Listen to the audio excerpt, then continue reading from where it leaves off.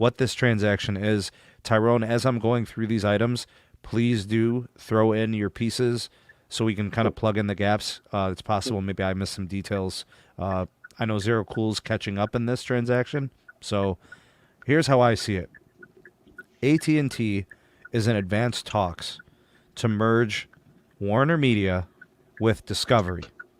All right, is that the framework of this deal? Yes, that sounds about 100% spot on. Just, of course, anything is subject to change until it's official. They're anticipating it to be tomorrow before the opening bell.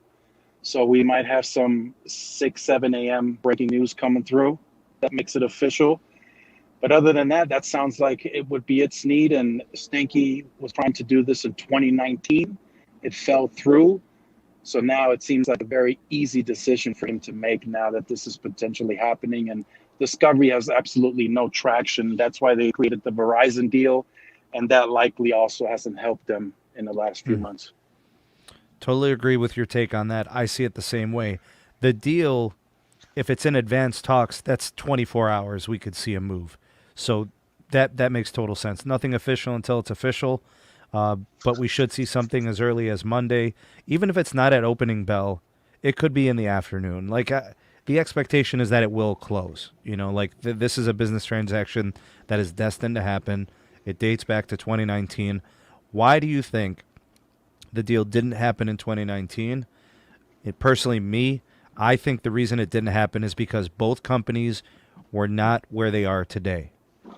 I think AT&T is as focused as they've ever been, which makes this a more realistic transaction for them. It simplifies their business model.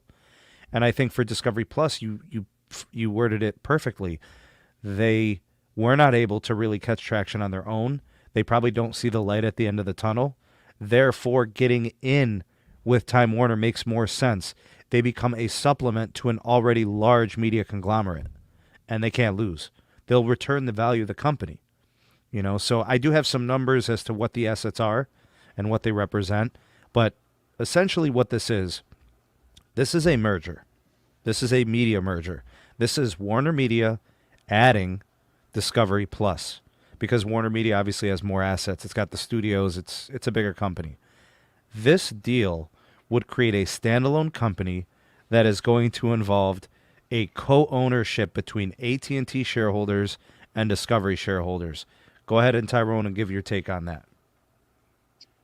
Yeah, that's essentially what it is.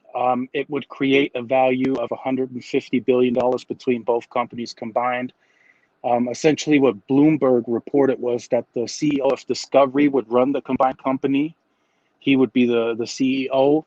What this essentially means, I think, is, and what this means for wireless, if AT&T is saying that media is too complicated, they are admitting defeat, then essentially if that completely goes off the books, they no longer have to invest any of their capital into it.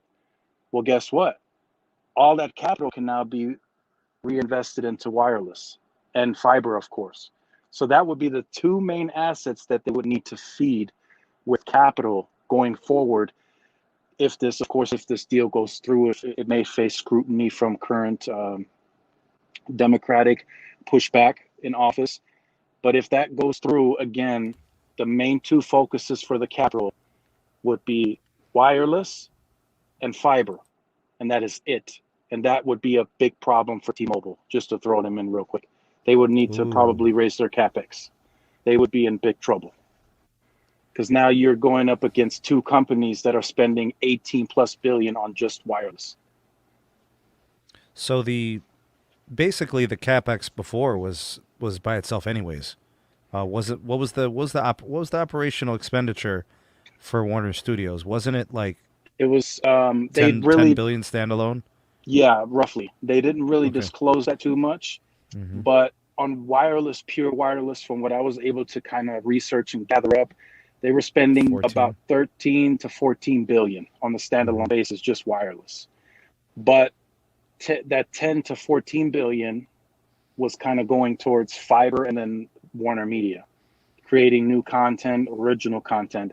It's neat. If that goes away, I'm telling you right now, Stanky's going to be up there tooting his horn, and he's 6'5". He's going to be he's going to be he's going to be the true silent killer that I've ever seen in the wireless industry. Well, I will say that I think this strategically moves Warner Media as a larger competitor than Netflix, Hulu, Disney, whatever is going on out there. It puts them right there at the top of the food chain because, you know, I was talking to Zero Cool about this. Discovery has like a dozen channels, you know, and each channel has a long list of shows. I mean, what are we talking about here? We're talking Oprah, OWN, HGTV, Food Network, Animal Planet. I mean, let's just take a look at Discovery's worth and value. They generate $41 billion annual revenue. They're a profitable company. From what I understand, it's about $10 billion in net profits. That is money in the bank. There's no loser in this transaction. This is a win-win for both companies as it becomes a single company. It seems like it's going to be structured just like the DirecTV deal with TPG. Spin off the company, value it a certain way, get the shareholders their piece, and everybody's going to be making out like a fat cat. We get the debt off of the books, off of AT&T. Shareholders start to value the stock more, and then the dividend payments are a lot easier to meet with the free cash flow. How do you see it? Yeah, I completely agree, Sneed. I think there was a period of discussion between the higher executives at AT&T, and they may have felt like if they had to keep investing back into media the way they were, and then that likely increases as actors ask for more money, studios want more money, they likely felt like they would have to carve out too much capex, and that there might have been a possibility that they fall behind on wireless, especially as Verizon accelerates their deployment and as T-Mobile gets going with theirs. And they're not spending, T-Mobile's not spending more money, but they had a year worth of head start on them. So that likely was taken into consideration, and maybe Jeff McElfresh, who's in charge of AT&T communication, might have told Stinky, like, hey, man, I need a couple more dollars here because I'm trying to accelerate. I'm trying to get this machine rolling, and media is holding us back. And that's how those talks likely transpired, maybe within the last week or so. We don't know, but it's going very, very quickly, Sneed. And AT&T is not playing any games. They got reimbursements for FirstNet, so the network size is there. The performance of that network is increasingly getting better every day because of the modernizations, and they're pushing. They're pushing. The one thing I want to say when we speak to the network, this increases the potential of the network because it gets a focal point away from media and places more emphasis on fiber, which here's the thing, Tyrone. Fiber's a winner. Yep. They're winning in fiber. That's a two-part revenue stream. That's a fiber backbone for your wireless assets, and that's also a fiber product, direct service to home and business. So they're winning, right? They know what they want to do. They're going to be true to their DNA. They're not going to bail on their investments. No. Even with this merging and kind of splitting off, they're still true to the game. They're still a holdings company, right? That's still what they do. Everybody thinks of AT&T as this wireline company. That's the 80s. That's the 90s. Starting in the 2000s with the merger with Singular, they became a wireless network operator. And then from the wireless, we saw the fiber, right? We saw them move and pivot and infrastructure.